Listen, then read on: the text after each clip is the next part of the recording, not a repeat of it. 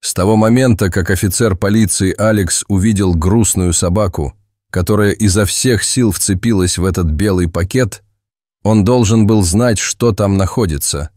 Но поймать животное оказалось сложнее, чем он предполагал. В течение всего этого процесса он представлял, что находится в сумке, но никогда не мог предположить, чем это окажется. Это простое задание только что стало намного сложнее.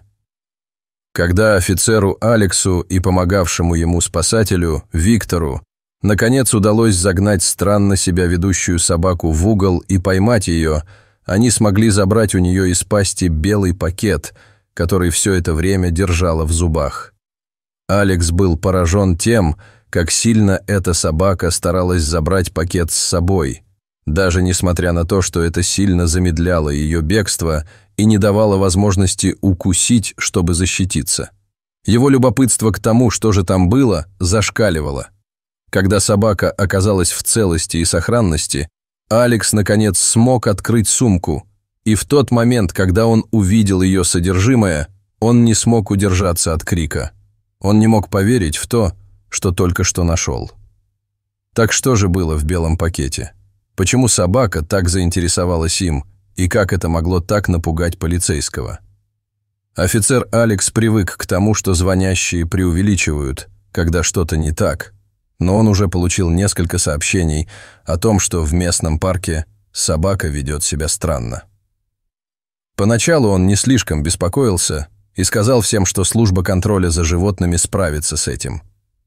Он не имел понятия, что это дело окажется непосильным даже для профессионалов. После 4-го звонка Алекс решил, что служба контроля за животными не слушает, и позвонил им сам. Он выяснил, что у них почти не было сотрудников. Все их машины были заняты на других вызовах, и был только один человек, который мог бы помочь. Но с правилами возникла проблема. Поскольку подбирать бездомных собак было опасно, сотрудники должны были ходить парами. В службе контроля за животными был только один человек, поэтому Алекс вызвался помочь. В любом случае, ему больше почти нечего было делать в тот день. Это решение стало началом одного из самых безумных дней в его карьере. Прежде чем они ушли, Алекс просмотрел записи всех телефонных звонков. Несколько человек упоминали, что собака рычала или скалила зубы, когда они пытались приблизиться, но никто не думал, что собака будет драться со спасателем. Это было не так уж и много. Алекс поручил это Виктору, но, возможно, это было ошибкой. Виктор впервые выходил на улицу без опытного специалиста по контролю за животными. Он был признателен Алексу за то, что тот вызвался помочь ему. Но Алекс не был обучен обращаться с животными, которые были напуганы или агрессивны. Алекс не слишком волновался. Возможно, ему следовало бы волноваться. Когда они прибыли в парк, им не потребовалось много времени, чтобы найти подходящее место. Вокруг уже собралась группа людей. Алекс и Виктор приготовились. Никто из них не знал, чего ожидать. Правда потрясла их и навсегда изменила их отношение к животным. Все прохожие старались держаться подальше от собаки. Животное лежало на траве и тяжело дышало. На улице было солнечно, и Алекс не сразу понял, почему все говорили, что собака ведет себя странно. Он надел солнцезащитные очки и присмотрелся повнимательнее. Именно тогда он услышал это. Собака начала скулить и плакать. Шум становился все громче и громче, пока животное не завыло. Сначала Алекс подумал, что оно кусает воздух, но когда они подошли немного ближе, он заметил, что собака издает звуки, а затем кусает пакет ртом. Что было в пакете? Оказалось, что описание звонящего было верным. Как только Алекс и Виктор приблизились, собака оскалила зубы и приняла угрожающий вид. В конце концов она встала и стала наблюдать за ними. Алекс внезапно занервничал. Животное выглядело решительным, но не испуганным. Это должно было быть как-то связано с той сумкой. Руки Виктора дрожали, когда он собирал свое снаряжение. У него был шест для ловли собак с петлей на одном конце, чтобы поймать собаку. Но когда он протянул его, чтобы попытаться удержать животное, собака продолжала уворачиваться. После нескольких попыток собака рванулась прочь, затем обернулась и посмотрела на них. Виктор был сбит с толку и объяснил ситуацию Алексу. Большинство собак бросались на шест и пытались его укусить. Однако эта собака, очевидно, была слишком сосредоточена на том, чтобы удержать сумку. Казалось, что собаку специально обучили носить сумку с собой и защищать ее. Алекс и Виктор никогда раньше не слышали о подобном. Алекс задумался о том, по каким причинам собака может захотеть удержать какой-то предмет. Была ли в сумке еда? Это была любимая игрушка. Собака плакала, значит, она, вероятно, была в бедственном положении или ранена. Он просто не мог понять, почему животное поставило сумку выше собственной безопасности. Алекс и Виктор обсудили все, что они успели заметить о собаке. Она не была похожа на бездомную. Очевидно, собаку хорошо кормили, и у нее была чистая шерсть, что делало ее больше похожей на домашнего питомца. Но несмотря на то, что все люди стояли вокруг и наблюдали за происходящим, никто из них, похоже, не был владельцем. Виктор осмотрел парк и отметил, что там не так много мест, где можно загнать собаку в угол и поймать ее. Он по опыту знал, что если собака убежит, они никогда не смогут сравняться с ней в скорости. После еще пары минут мозгового штурма у них наконец появился план. Виктор предложил использовать прохожих, чтобы загнать собаку поближе. Вокруг было так много людей, что собака вряд ли смогла бы избежать встречи со всеми. Алекс созвал группу и рассказал им о плане. К счастью, почти все сразу согласились помочь. Виктор начал описывать, куда пойдет каждый из них. Казалось, что это может сработать. К счастью, территория парка была огорожена и была довольно небольшой. Виктор подумал, что они могли бы загнать собаку в один из уголков парка, убедившись, что она не сможет убежать куда-нибудь еще. Если бы это был самый простой способ, собака, вероятно, последовала бы за ним. Но Виктор не был уверен. Эта собака сильно отличалась от других, которых он ловил раньше. Когда группа приступила к осуществлению плана, стало очевидно, что собака в замешательстве. Она зарычала на нескольких человек, но начала пятиться, как и планировал Виктор. И все же Алекс беспокоился о том, что произойдет, когда собаке больше некуда будет пойти в безопасном месте. Нападет ли она на них? В конце концов, им удалось загнать собаку в угол парка, где путь ей преграждала ограда. Виктор подошел ближе с шестом. Собака попыталась увернуться, но больше ей некуда было деться. Наконец, когда собака замерла и не могла принять решение о том, куда бежать, Виктор бросился на нее. Алекс и Виктор были потрясены тем, как быстро собака успокоилась. Вместо того, чтобы бороться с петлей на шее, собака, казалось, почти сдалась. Алекс мог сказать, что животное было измучено и, вероятно, нуждалось в воде, чтобы остыть. Но собака по-прежнему не выпускала пакет из пасти. Виктор вернулся к своей машине за клеткой для перевозки собаки. Он был уверен, что если никто не обратится с заявлением, кто-нибудь заинтересуется усыновлением животного. Оно было молодое и в хорошей форме, но прежде чем посадить собаку в клетку, у нее пришлось забрать пакет. Виктор снова добрался до того места в парке, где собака лежала на траве, прижимая к себе свою драгоценную сумку. Собака все еще была там. Казалось, что она даже не сдвинулась ни на дюйм. Животное было совершенно обессилено, и Алекс осторожно прижал ее голову к земле, ожидая, когда они сделают следующий шаг. Виктор испытывал смешанные чувства по поводу сложившейся ситуации. Конечно, это не то, что хотелось бы видеть животным в таком состоянии, но в то же время он понимал, что у них просто не было особого выбора. Он решил, что они должны уйти. Но потом он заметил, что собака так устала, что у нее вывалился язык изо рта. Не то чтобы это было чем-то необычным для собаки, когда ей нужно остыть. Что было удивительно, так это то, что пасть наконец открылась. Виктор сразу же подумал, что животное больше не держит пакет. И, присмотревшись, стало видно, что пакет свободно находится перед пастью собаки. Алекс и Виктор на мгновение встретились взглядами, после чего Виктор сказал Алексу, что он действительно должен быть уверен, что собака не сможет двинуться вперед. Теперь он медленно двинулся вперед, не сводя глаз с сумки. К сожалению, собака поняла, что происходит, и немедленно отреагировала. В мгновение ока собака снова начала двигаться, пытаясь дотянуться до пакета, который до этого был у нее во рту. Однако на этот раз она поняла, что больше не сможет туда добраться.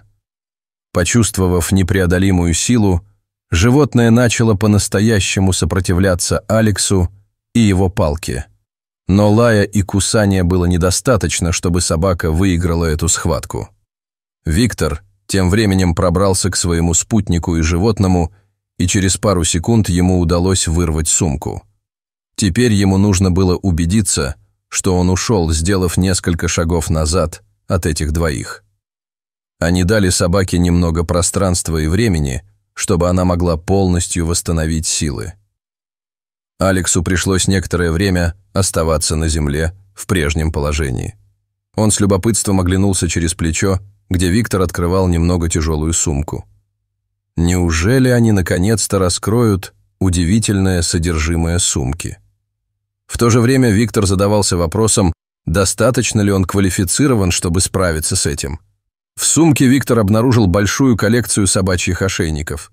Алекс закричал от восторга. Ошейники, казалось, были разных форм и размеров, что делало очевидным, что они принадлежали разным собакам. Ими явно пользовались, так как к некоторым из них все еще прилипала собачья шерсть. Что все это значило? Сцена, очевидно, вызвала у них много вопросов. Откуда взялись эти ошейники? И как они оказались в пакете во рту у собаки? Почему это животное было так привязано к ним, защищая их ценой своей жизни? Чем больше Виктор думал обо всем этом, тем больше у него появлялось нехороших предчувствий по поводу сложившейся ситуации. Эти двое говорили о том, что они хорошо работают в команде, и оба, Виктор и Алекс, хотели докопаться до сути этого дела. Но сначала, по их мнению, они должны были отвезти собаку в ближайший приют. К этому моменту у бедного животного, казалось, больше не осталось сил. Было бы не так уж сложно перенести собаку к грузовику. И пока они пытались направить собаку в нужном направлении, Виктор впервые заметил, что на шее у животного тоже есть ошейник. Он быстро снял его, когда собака все еще удерживалась палкой Алекса. Виктор еще не подозревал, что это открытие в конечном итоге станет ключом к пониманию происходящего. Они отнесли собаку к грузовику и направились в сторону приюта для животных. По прибытии животное было быстро передано на попечение других хозяев. По выражению лица Виктора было ясно, что у него остались какие-то незаконченные дела, и поэтому его коллеги оставили их в покое. Теперь все внимание было сосредоточено на сумке, наполненной всевозможными ошейниками. Алекс спросил, есть ли свободная комната, и Виктор отвел его в одну из них. На большом столе они разложили все ошейники и начали рассматривать их один за другим. Виктору не потребовалось много времени, чтобы открыть, что, несмотря на то, что эти ошейники были очень разными, у них было несколько общих черт. Если на бирках для домашних животных обычно указано имя или адрес, то на этих ошейниках информации было очень мало. Все они содержали только номер. В конце концов, Виктор нашел все цифры от 1 до 26. И не поверите, на ошейнике собаки, которая несла сумку, был номер 27. «Ладно, это уже было настоящим открытием», — подумал Виктор. И все же, это все, чего они добились, что вызвало еще большую путаницу. Означает ли это, что до этой собаки было 26 собак? Что с ними случилось? Почему же тогда на этой собаке были все ошейники? К счастью, у ошейников было еще кое-что общее. Похоже, на обратной стороне каждого из них был выгравирован какой-то код. Сначала Виктор не придал этому значения, но когда он обнаружил, что во всех тегах можно найти один и тот же шаблон, он понял, что на что-то наткнулся. Смог ли он распознать, что это было? Сначала нет, но быстрый поиск в интернете сразу же дал объяснение, которое он искал. Это не был какой-то пароль. Коды на самом деле содержали координаты.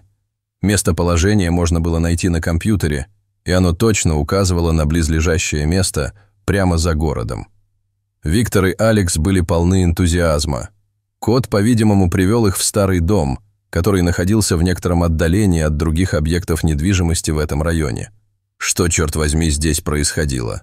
Было уже поздно, но Виктор был полон решимости не дожидаться ночи, чтобы получить ответы, которые он так отчаянно искал. Поэтому он снова надел на них ошейники, включая и на собаку-спасателя. С тяжелым сердцем Алекс объявил, что не сможет присоединиться к остальным участникам их поисков, а это означало, что Виктор снова остался совсем один.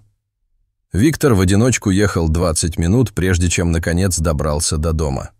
По дороге он кратко проинформировал свою команду о находках и своем текущем плане. На самом деле дом был в лучшем состоянии, чем можно было предположить по фотографиям в интернете, но он все равно очень скептически относился к тому, что могло происходить внутри. Виктор молча припарковал машину перед домом, взял пакет с ошейниками и направился к входной двери.